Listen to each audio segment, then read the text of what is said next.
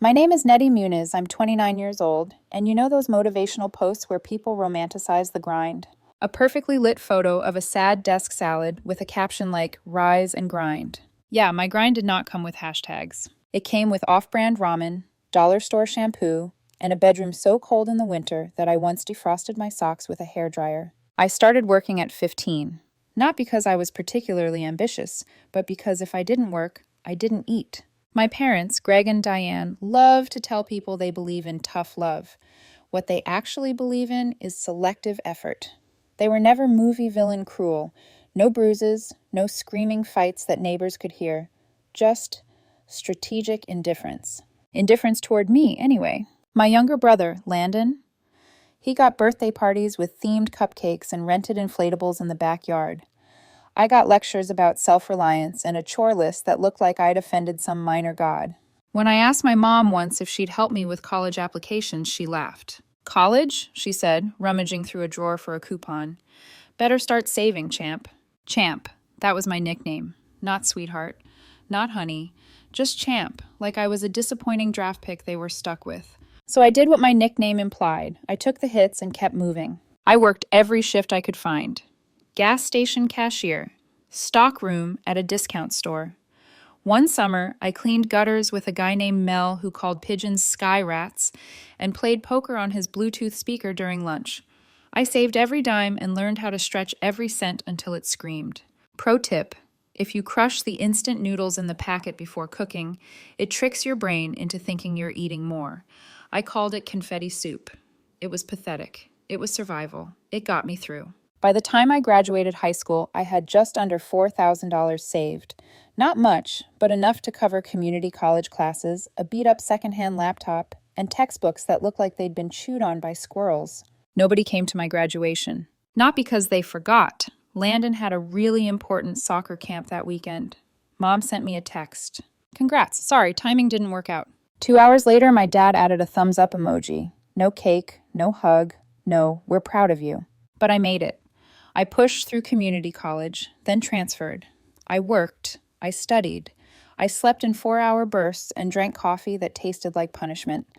At 19, I moved out into a tiny apartment with cracked tiles and a stove that hissed at me like it was offended I existed. Still, it was mine. And somehow, between overnight shifts and group projects, I graduated. No loans, no debt, just a business degree bought with late nights, calloused hands, and more instant noodles than I care to admit. While I was doing all that, Landon was finding himself, which in his case meant taking shirtless selfies in Bali, partnering with skincare brands he didn't actually use, and posting videos titled things like "How to Manifest a Six-Figure Mindset While Living Off My Parents' Credit Cards." He dropped out after 2 semesters of college, announced that he was becoming an influencer, and started uploading reels of himself fake crying on hammocks while talking about the haters. You can probably guess who funded that journey. Suddenly, Greg and Diane's no handouts rule evaporated. They bought him a ring light, a MacBook, and a 6-month trip to build his brand. I got a holiday card with no money inside and a note in my dad's handwriting. "Hope you're still working hard, champ." I was. Harder than ever. After college, I took a warehouse job during the day and helped pour concrete at night. I learned how shipments moved, how schedules worked, how delays could wreck people's plans. I learned that I could lift more weight than anyone believed and function on less sleep than should be legal. Eventually, I saw a gap. Small businesses were always complaining about unreliable delivery services, late trucks, lost pallets. So I started my own tiny logistics company. Just 3 people, a rented truck that rattled when you looked at it, and enough caffeine to kill a horse. Brick by brick, delivery by delivery, we grew. I reinvested everything. Bought another truck, hired 2 extra drivers, upgraded from the back table in my apartment to an old mechanic's garage with a dented vending machine in the corner that still accepted coins from the 90s. It wasn't glamorous, but it was mine. Somewhere in the middle of all that, I met Mark. He came in one afternoon looking for a shipping solution for his uncle's custom furniture shop. Tall, tired, with sawdust still clinging to his jeans.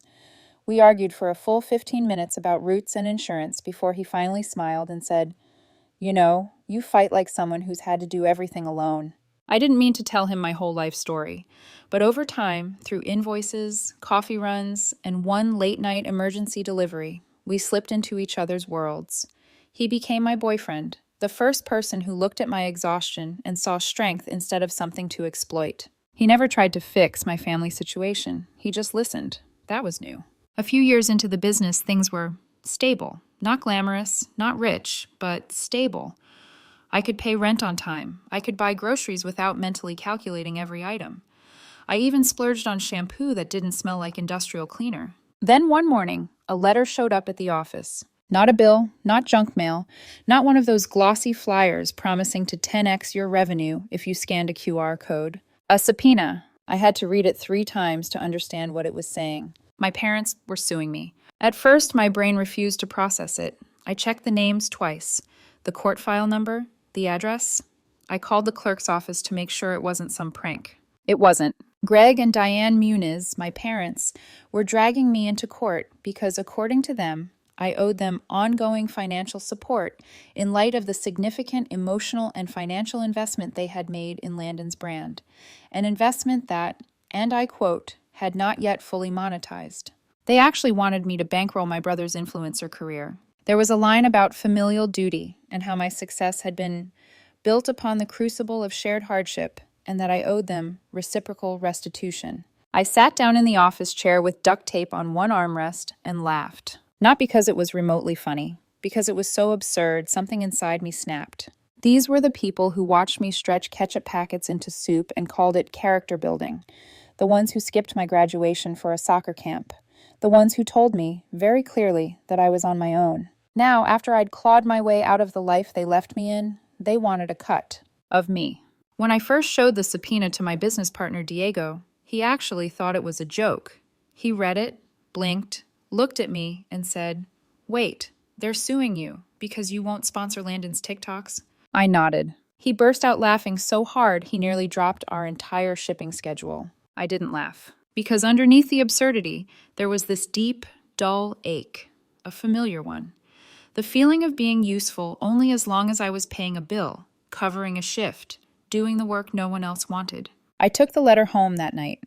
Mark was at my apartment, sitting on the couch, scrolling through designs for his uncle's new catalog. I dropped the subpoena in his lap. He read it, his jaw tightening with every line. "They're serious?" he finally asked. "Apparently." He set the papers down carefully, like they were something venomous. "Nettie, you know you don't deserve this." I shrugged, even though my hands were shaking. Deserve has never really been part of the equation with them. Mark reached for my hand, squeezing it hard enough that I could feel the type of anger he wasn't saying out loud. "Then let them see who they picked a fight with." Somewhere between the cheap ramen and the cracked tiles in the mechanic's garage, I'd learned how to survive. Now, staring at that subpoena, I realized I was about to learn how to fight. Not just for my business, for me. The morning after the subpoena arrived, something in me felt different. Not broken, not defeated, just sharpened. Like the world had dared me to flinch, and instead I inhaled and steadied. If my parents wanted to drag me into a courtroom, then I was going to walk in carrying truth like a weapon. The first thing I did was pull out the old cardboard file box from the top shelf of my closet, the one I'd labeled years ago. Only open if necessary. I sat on the floor, flipped it open, and felt the memories hit me like cold air. Screenshots, unanswered messages, photos from years when I was just a shadow in my own family. Receipts showing where their money went. The moments they celebrated Landon like he was royalty and treated me like excess luggage. And then, the worst one. The voicemail. My dad's voice, flat and dismissive. "You're on your own, Nettie. We have Landon to think about now." I'd saved it because I'd needed proof at some point. Proof that I hadn't imagined the way they treated me. Proof that I wasn't crazy. Now it was evidence. I brought everything to Tessa, my lawyer, a woman with the energy of someone who had stopped caring about social niceties somewhere around law school finals. She listened to the voicemail twice, then turned to me with an expression I had never seen on her face. Triumphant fury. "Okay," she said. "They have absolutely no idea what they've started." She tapped a line on the subpoena. "And you need to see this." I leaned forward. "They're not just suing for financial support for Landon's influencer dream," she said. "They're also demanding retroactive equity in your company." My mouth actually fell open. "They want part of my business?" "Yes." "The business I built from scratch while they paid for ring lights and Bali trips?" "Yes." For a second, everything in the room tilted. Then I started laughing, a brittle, disbelieving sound that even startled me. Tessa nodded sympathetically. I know, it's delusional, but their delusion just made our job easier. She got to work drafting our response, page after page of legal firepower, while I started gathering more receipts. Bank statements, old texts, photos. Every moment they'd chosen Landon and abandoned me. But before we could even file our response, the story leaked, because court files are public. And apparently a bored finance blogger stumbled on our case and posted a thread that blew up overnight. The headline was humiliating and vindicating all at once. Parents sue daughter for refusing to fund influencer son. Internet says let her cook. I stared at my phone, frozen. And then the avalanche started. Landon went live on TikTok titled, When Your Own Sister Blocks Your Blessings. He tried to produce tears. Tried. The ring light flickered mid-sob, and he literally paused, crying, to adjust it. The comments were merciless. Is he crying or buffering? Bro hasn't worked since Obama was president. Where are the blessings, though? I would have laughed if I wasn't busy trying not to hyperventilate.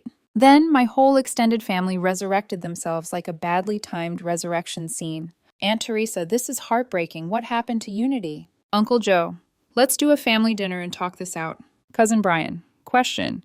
Can your company ship to Canada? I didn't even know how to begin processing that one. Then my mom texted me directly. Please call me. We need to talk. We need to talk. Not, I'm sorry. Not, what have we done? No, just a command disguised as concern. I stared at that message until my pulse steadied. Then I typed, you needed to talk when I was 15 and skipping meals. You needed to talk when you skipped my graduation. You needed to talk when you told me I was on my own. I'm not available anymore. She read it, said nothing. But then, a message popped up from someone I did not expect. Maya, the only cousin who had ever been genuinely kind to me. I just saw everything. I'm so sorry. I didn't know it was this bad. If you need anything, testimony, statement, anything, I'm here. I didn't realize how much I needed that simple acknowledgement. But not all messages were comforting. Because Mark's ex-girlfriend, Jenna, who loved posting vague, inspirational truths that were really just thinly veiled attacks, suddenly became Landon's biggest supporter online. She posted on Instagram, some daughters forget who raised them. Success doesn't excuse disrespect.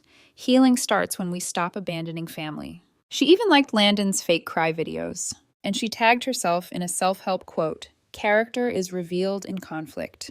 I felt my stomach twist. I hated that it got to me. I hated that she knew it would. Mark found the post before I did. He walked into the living room holding his phone like it was contaminated. She's doing this to stir the pot, he said. She wants you rattled. I shrugged, even though my throat felt tight. I don't have the energy to care. Nettie, he said softly, none of that means anything. Not to me. But the deeper truth, the thing I didn't say, was that growing up unseen makes love feel temporary. Like something that can be snatched away at the first inconvenience. Still, I pushed it down. There wasn't time to unravel emotionally.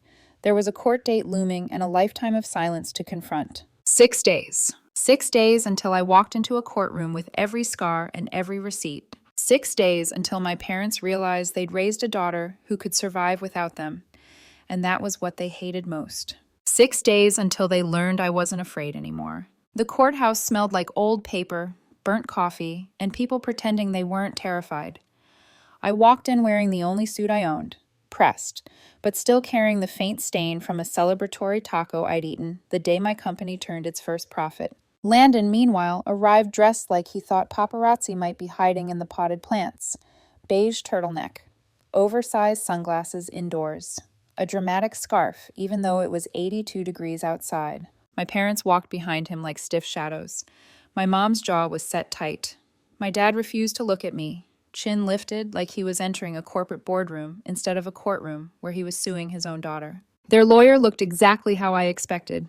Polished, expensive, and wearing an expression that suggested he'd practiced his empathetic concern smile in the mirror. Tessa, my lawyer, sat beside me with her slightly wrinkled blazer and a cup of lukewarm coffee. She looked calm, dangerously calm. Remember, she whispered, you don't have to win their love. You just have to win the case. I nodded, though my pulse was pounding hard enough to rattle bones. The judge entered, scanning the case file with a practiced indifference, until his left eyebrow twitched, a microscopic movement, and then he read the lawsuit again, slower. Finally, he cleared his throat. So, to clarify, he said, eyes sliding toward my parents, the parents, are suing their daughter for not financially supporting their adult son's social media aspirations. Landon straightened like this was his cue to shine. Their lawyer stood. Your Honor, we would prefer to frame this as an emotional obligation anchored in long-term family dynamics and an uneven distribution of parental support.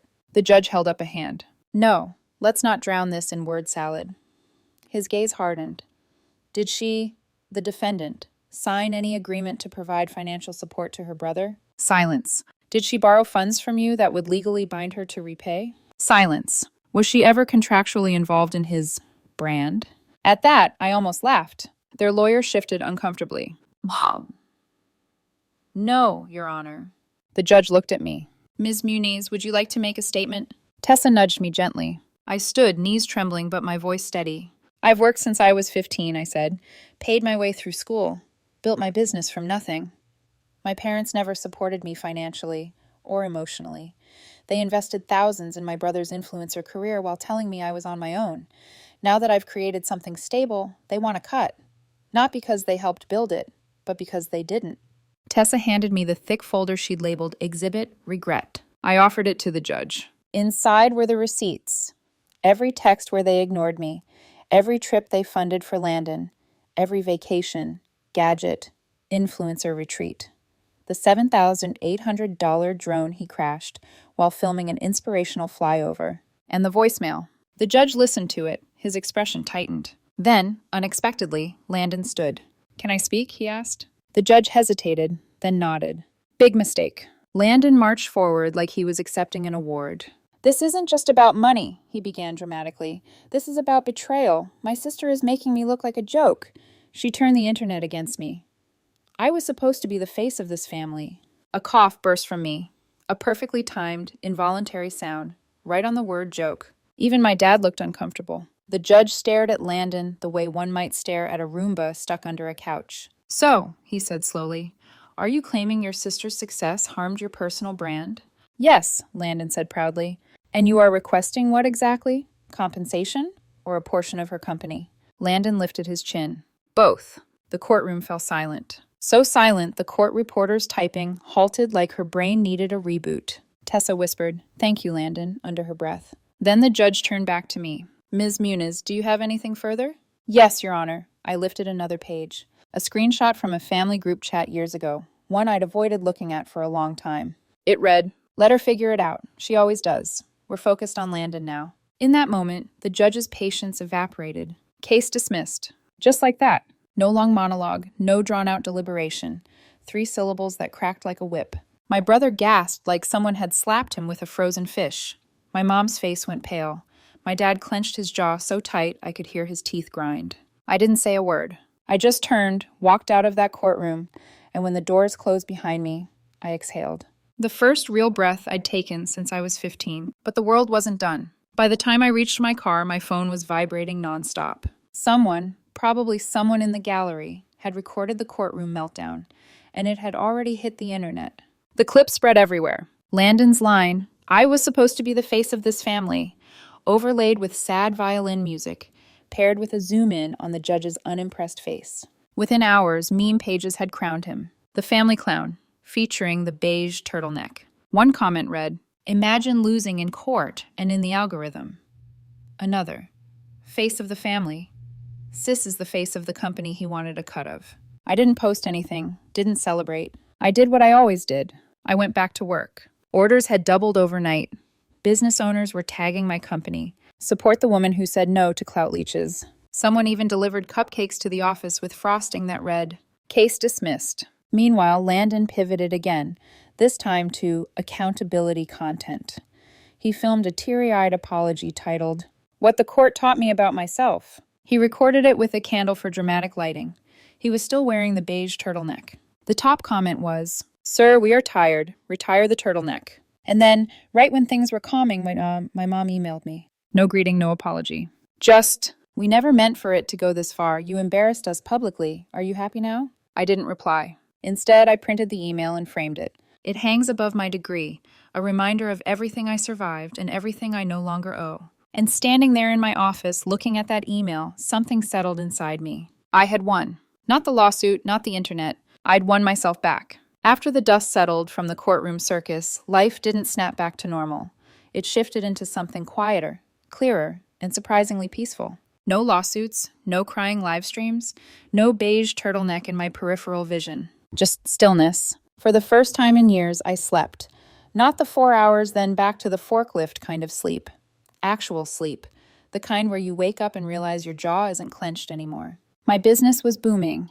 What started as 3 people, a rickety truck, and a vending machine that ate quarters had become a full team with benefits, bonuses, and enough coffee options to make anyone feel spoiled. We moved into a real office. Glass doors, custom desks, even a break room that didn't smell like old motor oil. My team surprised me with a plaque during the office reveal. Built from scratch, owes no one. Especially not that guy. That last part made me laugh so hard I almost cried. But growth came with reflection, and reflection came with visibility. One week, my marketing team approached me about a new branding campaign, celebrating small business founders who built everything from nothing. They wanted me to be featured in the launch video. At first, I hesitated. I didn't want it to feel like a victory lap over the lawsuit, but they said, "Tell the truth, tell your story." So I did. We filmed it simply. No dramatic music, no courtroom clips, just me in the warehouse saying, started working at 15, paid my way through college, built a company from scratch, still standing. It wasn't bitter. It wasn't a call out. It was just the truth. And that truth hit people harder than I expected. Within 48 hours, the video went viral. Not because it was flashy, because people recognized themselves in it. Comments poured in. Your story made me feel less alone. My parents chose my brother too. Still eating instant noodles? Any tips? Thank you for saying the quiet pain out loud. That last one stayed with me. But the universe has a twisted sense of timing. Because right when my world was expanding, my family tried rewriting history. I woke up one morning to a barrage of notifications. Maya had sent me a screenshot with the message. Okay, this is next level delusional. It was a Facebook post by my mother. Family through the years. A collage of photos. All of Landon. Baby Landon. Soccer Landon. Bali Landon. Beige turtleneck Landon.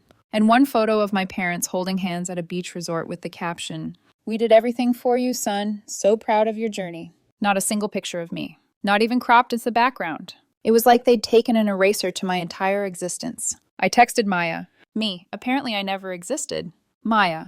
Wild. Especially since you paid for half of Landon's Bali content trip unknowingly. I sent a single skull emoji back. It was absurd, but more than that, it was clarifying. For the first time, I felt absolutely nothing. No sting, no longing, just a flat, clean neutrality. If they wanted to pretend I was never there, fine. I would live a life they couldn't erase. So I planned something quietly, something for my people. A 5-year anniversary gala for my company. Nothing paparazzi style, nothing performative. Just gratitude. I rented a beautiful venue overlooking the river. High ceilings, warm lights, an outdoor balcony with string lights that made the whole place glow. We had a jazz trio, handmade decorations from one of our partners, and drinks named after warehouse disasters. Forklifted IPA, broken pallet, bourbon, lost package, lager. Everyone loved it. Across the entrance hung a large banner. Thank you for believing in what they said would never work. I gave a short speech, barely 3 minutes, thanking my team, my clients, my community. I didn't mention my family. I didn't need to. Later in the evening, while I was on the balcony talking with Mark, one of the event staff approached me nervously. Nettie? Someone's trying to get in. I walked to the entrance and stopped. Landon, in another beige turtleneck, like it was his personal superhero uniform. He was standing by the check-in desk, hands in his pockets, rocking on his heels like he was waiting to be recognized. One of my employees, Joel, checked the list. "Sorry," he said politely. "It's a private event. Your name isn't here." Landon blinked. "But I'm her brother." Joel glanced at me for confirmation. I said nothing, because there are silences that say everything. Landon's gaze drifted past me to the entrance banner. His eyes went still.